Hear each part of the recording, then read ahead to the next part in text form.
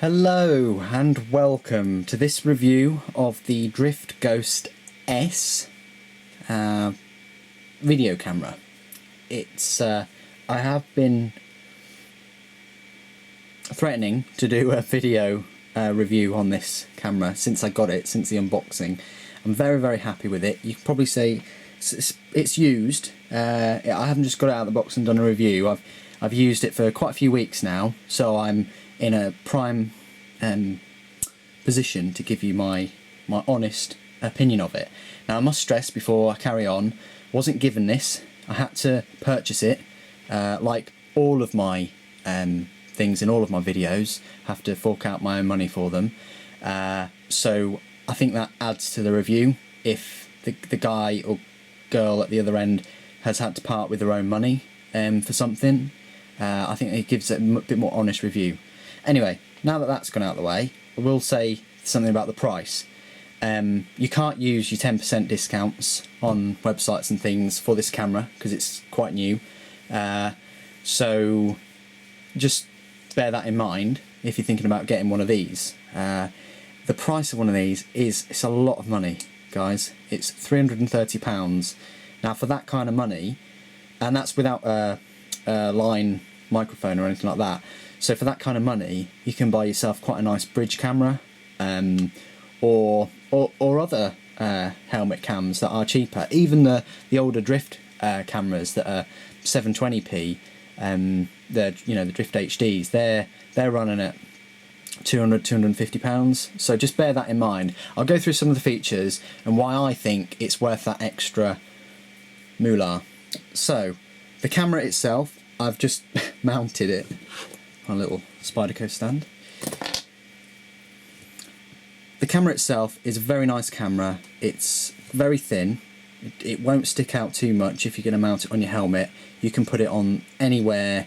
You know, your imagination is your limit of where you want to put this camera. You could even put it upside down because the lens, if you see here, you can totally rotate it and have it, the right way up. So it's up to you. So the form factor of the camera is very thin profile, and it doesn't weigh anything at all, guys. It is so light. All right, so light. I'll go through some of the specifications and all the guff and things like that. Drift themselves say it's twice as powerful as the Ghost, and it's got superior long life battery. Honestly, it didn't wow the pants off me, the battery life. It just didn't. It was subpar in my opinion. But then again, I'm not used to other drift cameras. It's got the Wi-Fi smartphone connectivity and a two-way remote. It's got this LCD screen, a host of new modes, and it's basically a top spec helmet camera. I think the video is incredible. The audio, if you're just having it with the built-in speaker, a load of rubbish. Don't bother. If you're going to have this camera, either shoot the video and not have any sound at all, and have it completely waterproofed and everything. I'll get to that in a moment. Or just have the microphone in, and it's up to you whether you want to talk or not. But there you go. It's something to bear in mind. I know that I will mention the name GoPro. I know that their cameras have really good anti-wind devices and things in them, and they're pretty good that way. Whereas I think Drift's, the background wind noise, if you haven't got a microphone in, it is a bit poor really. I'll go through the key features. So the key feature of this camera, why I got it, was the 1080p 60 frames per second HD video recording, and the low light mode. They're the two reasons I got it. The 1080p 60 frames per second, yeah, other people have said, YouTube don't support 60 frames and all this crap. Well, they might do in the future, and if you can buy the best at the moment, then you're going to future-proof it, for longer. I mean, nothing's ever really future-proofed, I don't think. But anyway, that's just a moot point. 60 frames per second. it's useful because if you've got a fast bike and you're recording high speed, if you're on a track or something, of course, then you can play around with slow-mo a lot more if you're in 60 frames as opposed to like 50 or 30. So bear that in mind as well. It's the video will be a lot smoother. It'll take up a lot more space and it'll kill your battery, but push this to the limit with the 60 frames per second. It's got a two-way remote control with LED. Drift charge a silly price for these extra. I think all drift cameras should have these. These are just incredible. I have this. This comes with the camera, in case I didn't make that clear. It's kind of weatherproof. I wouldn't say it's completely waterproof. I wouldn't go snorkeling or anything wearing this. That would be a bit silly. But because you've got a little USB port there where you can where you need to charge the remote. Haven't had to charge it that much, but this stays on my bike jacket all the time on the sleeve, and just hit that button to record, that button to stop. If you press that one while you're recording, I think you do it takes a picture at the same time. It's got these flashing lights.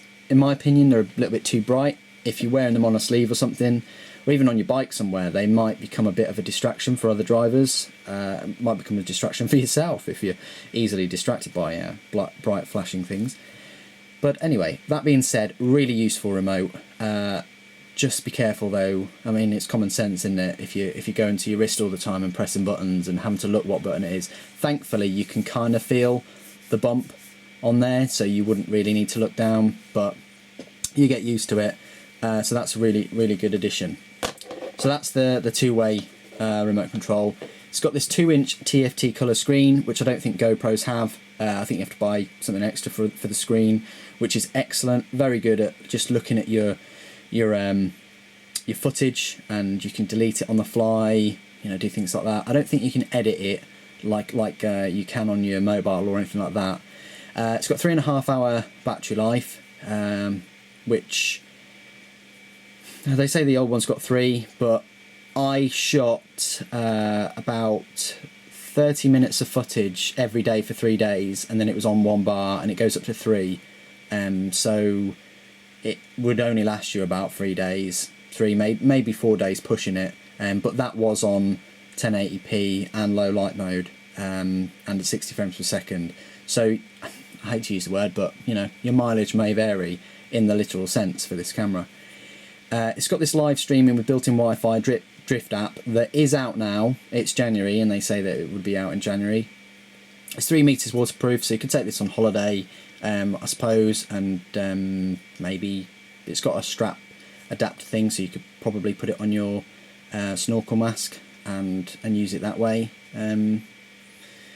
Yeah, drag wise it probably create a bit of drag in the water, but anyway, you can use it 3 meters waterproof, which is excellent. It's got this scene mode, normal, vivid and low light presets. As I say, the low light mode is very good. Check out my low light demo video where I just go out in the dark and test it on my motorbike, so go and check that one out. I'll put the link below.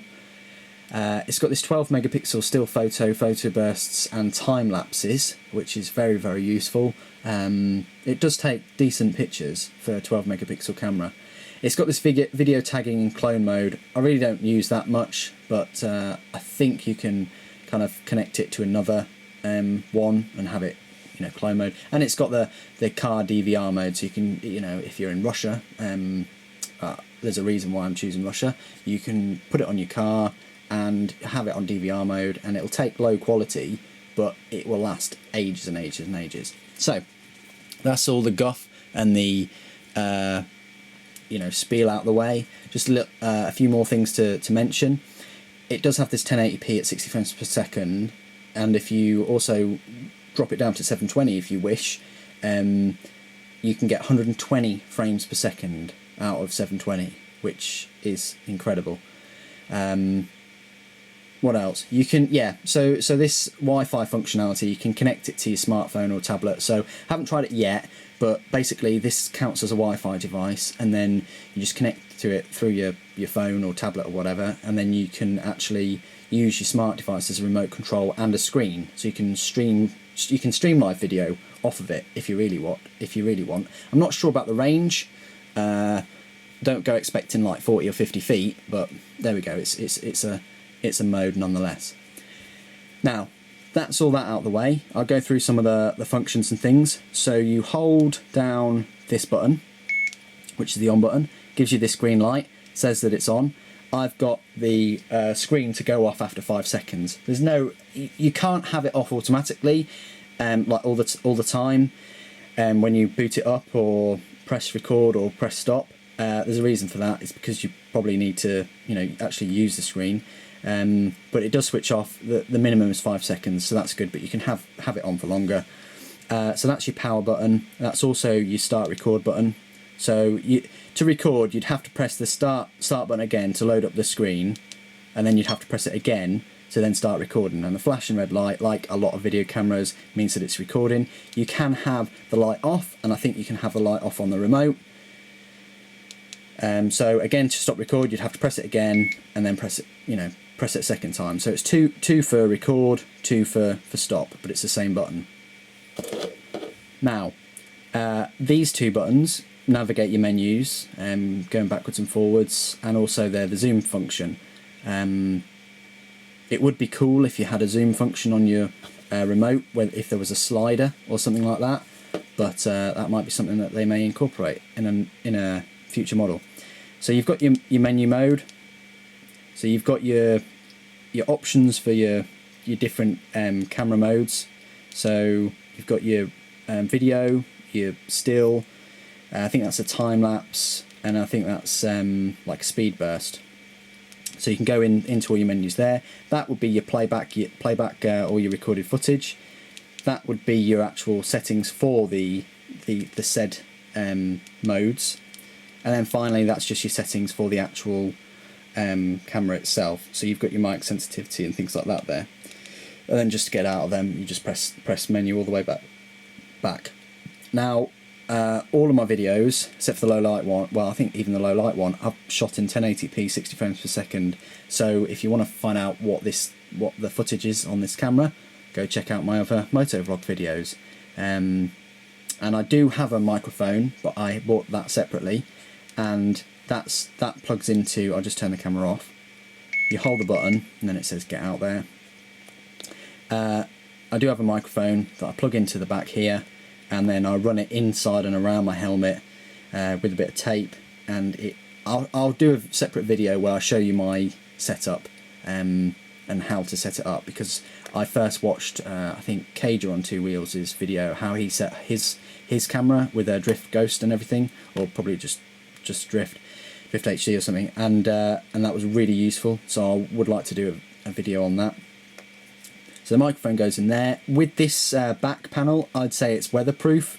I would not say it's completely waterproof though, by any means. I mean, the case itself doesn't really fit extremely well. It wobbles about a little bit, and this is just Drift's build quality. It's nothing to do with my particular model, and I've tightened that up as much as possible, and actually tightening it makes it a little bit worse. So it's not a completely solid fit, but it's got another plug there for the micro USB, which is where you charge it. It doesn't come with a 3-prong plug or anything like that. It just comes with a USB cable, and it's quite a short cable at that. And so it's got the USB on one end, and then it's got the micro USB on the other. And you can essentially, you should really charge it in anything that's USB. If you've got one of those Apple plugs with the USB slot, you can put it in there and it will charge faster. You can of course buy separate batteries and third-party chargers and things like that if you wish. Now, I'll move the remote out of the way. My unboxing video showed you everything that you get with the camera. I've kept this box because it's just handy and useful to keep. What will I do here? I think I'll just put this over there. Start off with. What you will need is it's useful to have a place to put all of your items that you get with this. But what you will need to buy, unless your computer does have a micro SD slot, is one of these. Now, you can sometimes get these free with a micro SD card. Highly recommended, because I'll just unscrew the back of this and show you that it uses a micro SD. presumably to fit more of the important stuff in. And if you've never seen the micro SD before, prepare to be shocked. It's a tiny, tiny little card that I think some smartphones use, but that's 64 gig in that tiny little card, 64. And like I say, you just put that in there, and then on your computer should have no problems reading it. Right. So, but you need to keep that SanDisk adapter safe. Sometimes I'll have it in here. So that's the card that it uses. Here is the battery. It's interesting that it's a nice note to make. That's the microphone and that's the HDMI, which is useful. But it's interesting to know that the actual back of the camera, where the screw fitting is, it's actually slots into here on the hinge door. So it's not like part of the, so when that's closed and that's in, anything that's pulling on the back of that case or whatever is just held on by this latch. So that's just an interesting point. This is the battery. It's quite a big chunky battery. I still think we've got leaps and bounds to go, made in China, in terms of battery and trying to get the most out of it, because that's quite thick really and big for 3 hours worth, 3.5 hours worth. So they need to bump up that. Maybe put a few solar panels on the top, who knows? Maybe not. Right, so, and it's quite fiddly to get in and then clip down. So that's there. You get your instruction manual, which has it in different languages. Don't be fooled, it's not a huge thing, and I wish that they had a better way of navigating through the menus and things like that. I don't know if they had an inbuilt like video as part of the memory in this, or even the app or something like that on how to use the camera. That would be great, because it was a bit of a learning curve for me, but not too difficult to work out. It comes with 2 of these, but this is a flat one with the 3M VHB. Don't be fooled about sticking something on your camera like this.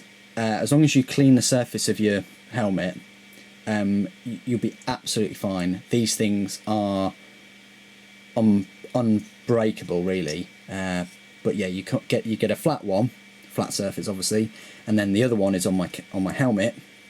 That's a slightly curved one, and what happens is you just rotate this and then lock it into place at the angle that you want it at, and then you simply slot it in and it kind of clicks in there, and that camera will not be going anywhere. So that's that. I am a bit dubious of how long these things will last and whether you need a new one of these eventually, but there we go. It's just a point I've raised. So you get 2 of them. You get one of these, which is kind of like if you've got goggles for your helmet or your snorkel mask or something like that. It's got a bit of grip there. I suppose if you had a belt as well around your chest or something, you could fix the camera to it. But either way, it comes with that. It came with this, which I assume is like the little adapter for the microphone. But yeah, that's that, and I think that is it. Oh yes, and the rear, the proper back case really. So this is the one where you tighten this all the way, and then you've got a completely waterproof unit, for 3 meters obviously. And I prefer using this back panel than the microphone one, just because I feel it a bit safer when it's in the rain and things. But I wish that Drift would produce some update or software for the wind, and that the mic picks up, because then it would be truly incredible, and there'd be absolutely nothing I could really complain about it other than battery maybe. But I am quite picky like that. Anyway, so that was my review of the Drift Ghost S helmet camera, or whatever you want to use it, action camera. That'll make a good website. Anyway, yeah, so that's my review of it. I'm over the moon with it. I do think the entry price to get into motovlogging or just capturing video is quite high, but then again, it's my own fault because I chose a very expensive camera. But I hope this has been useful. I love getting out there and recording what I can on it. The memory card, if you decide in 32 or 64, it's always better to have more than you need and don't use than have less than you need and wish for more. So always get the biggest memory card if you can, because then you're not left wanting. And these files do take up a bit, a week's worth of footage, and you'll be down to 20 gigs if that. So bear that in mind, especially if you go shooting the higher quality. But I really love it. I think it's an incredible product and probably one of the best ones out there. Anyway, thanks ever so much for joining me today. Thank you for watching. If you do want to see more videos like this, don't forget to subscribe. Stay safe out there. Take care.